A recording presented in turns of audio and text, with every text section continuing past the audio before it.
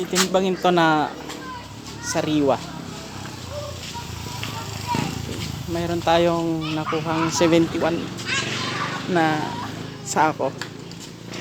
Kinuha ng harvester yung 7.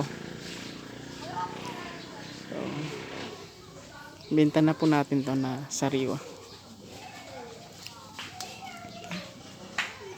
Medyo kumunti ngayon yung harvest natin mga ka-LG itong taon.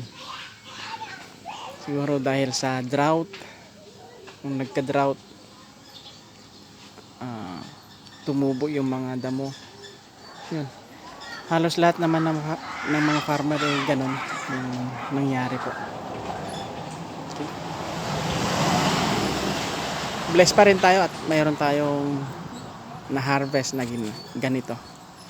Salamat sa Diyos na Jehovah. Okay.